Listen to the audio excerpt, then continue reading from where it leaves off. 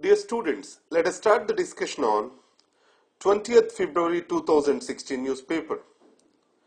In relation to this, the first article is related to the ongoing constitutional process in Nepal and Sri Lanka and what are the lessons they can learn from it. You all know that South Asia is the most ethnically diverse region in the world. In this context, being a home for more than 1/5 of the world population, how to reconcile between various ethnical diversities is a major challenge for the constitutions over here. In this case, being a stable democracy in the region and too diverse a nation, India can offer multiple examples and solutions to the ongoing crisis. The first issue is related to the Nepal. If you see the Nepal issue in the last 8 years, if you track it down, the first stage is about the crisis situation where Maoists and the Nepal army, they fought with each other. And the next is reconciliation process where Maoists are inducted into the democratic process. And the Nepal transformed from a monarchy to a democracy where the king was replaced by a president. Now finally, a constitution that is inclusive was expected. But however, though Constitution Assembly has given its support to the Constitution, Madhesis believe that the Constitution did not do enough justice for them. The major issues are reorganization of the states, providing for complete rights to the citizenship, even access to the constitutional offices, proportional representation, etc. In this context, if you see the Indian example, India also went through the similar phase. The States Reorganization Commission was constituted. In Nepal, the Maoists are demanding for, our Maoist idea is to create the provinces on geographical and economic criteria. Now in India, the early committees, the JVP committee, Jawaharlal Nehru, Vallabhbhai Patel, Pattabhi Sitaramaiah committee, it also has suggested a similar criteria. Dar Commission also has suggested a similar criteria, but later the first State Reorganization Commission, Fazal Ali Commission, it has provided for a reconciliation or a balance between the geographical economic criteria on one side, ethnic and cultural criteria on the other side. And further in the reorganization of the states, especially northeastern India, we have followed the similar criteria. Wherever it was not adhered to, if you take Nagaland, Manipur, etc., even today we are seeing this particular ethnic conflicts and insurgency problems. So, we have to understand one major thing. So, we can reconciliate between these diverse choices. And now, the Nepal has appointed a political committee to look into the reorganization of the provinces, and it can be seen as a positive step. On the other hand, let us look into Sri Lanka. After the LTTE, there is more and more centralization of the power. That was Mr. Mahinda Rajapaksa tried to do, but it did not happen. And the Mahipala Sirisena government which has come into power, it is more and more talking about reconciliation. If you see, the Sri Lanka till day has 4 constitutions. From one constitution to the other constitution, there is more and more centralization of the power and increase in the powers of the president. Now, a parliamentary form of government is online, where the president powers will be more replaced by the powers of the prime minister and parliament. So in this context, the Federation of India, which tries to reconcile diverse identities and make them or bring them, brought them under the fold of national unity, that can cite as a very good example. So, our unity in diversity can serve as an example how to reconcile between the majority and minority.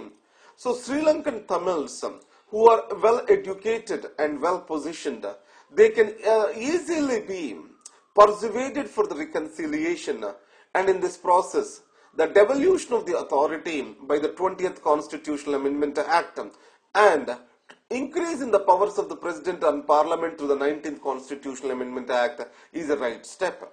Now you understand one point very clearly. The constitution ideals, they don't lie in writings, they lie in their implementation.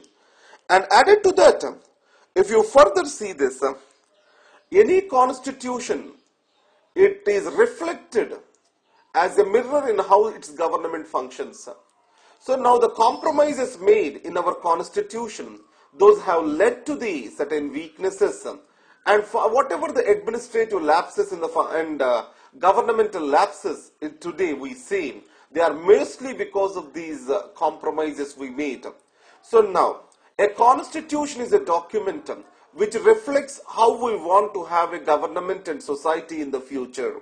So in this context, enough care and caution has to be taken in making an all-inclusive constitution and to provide a scope for the dialogue and dissent rather than to the violence. Next is labor in the 21st century. I like the G. Sampath's article the most. Now, he has comprehensively dealt into the labor crisis which is going on today in India. You know two things. In India, there is a lot of rigidity in the formal sector and there is a lot of flexibility in the informal sector. So that's the reason why, due to higher levels of the existence of the informal sector, the ILO report, it says that India has the highest labor market flexibility. And on the other hand, you have annual global rights index, the global rights index, which was given by ITUC, International Trade Union Confederation. So global rights index, it places India along with the other various countries, dictatorial countries, such as Saudi Arabia, Qatar. Though it is being a constitutional democracy, why it has got such a status? That shows the poor status of the labor rights in India. So coming to the organized sector, the growth of the services sector, especially the IT industry, has weakened the labor movement. No trade unions are allowed, labor unions are allowed in the services sector and more strongly in the IT sector. And the second is, the globalized supply chain systems, they are much worsening the status of the labor. Let me make you understand this. Now, the Nike, if it has to manufacture the shoes, it will never employ the workers by itself. If it employ them, it has to provide them many social security benefits. It will divide that work into many components and spreads this work across the world. And it gets that work done through various small sector units, etc., or informal environment where the social sector benefits are not available. So in this context, the cost of the work has reduced dramatically. The securities to the workers have also reduced. In this context, the profits to the MNCs started increasing. So the global supply chains and a division of the work, distribution of the work, this has reduced the value for the human effort. Now, there are other flaws on the Indian trade unions too. So the centralized trade unions like INTUC, BMC, etc., they are also decreasing their presence in India. What are the reasons? All the central trade union organizations, they are associated with the political parties. They are unable to stand against the interests of the political parties.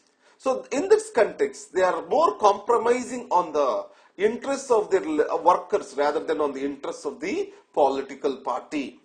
And the second thing is, you know, the leadership crisis. The leadership, it is too comfortable and is functioning in a bureaucratic style. It means it is more office oriented and functioning at the policy level rather than at the ground level. So the ground movements have dramatically decreased. And finally, you have the change in the labor landscape, that is the growth in the global supply chains and the services sector. So in this context, we have to understand that is, if a country is unable to solve the problems in its labor market, our country is more and more moving towards labor oppression and extraction of the work, then the country shall prepare for greater labor turmoil. So in this case, UPA NDA governments, they are lining up various labor reforms.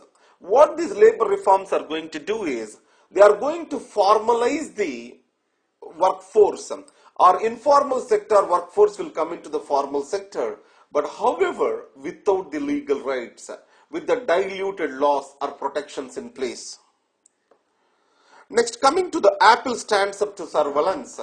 You know the ongoing discussion in the United States between the privacy of the individuals versus national security.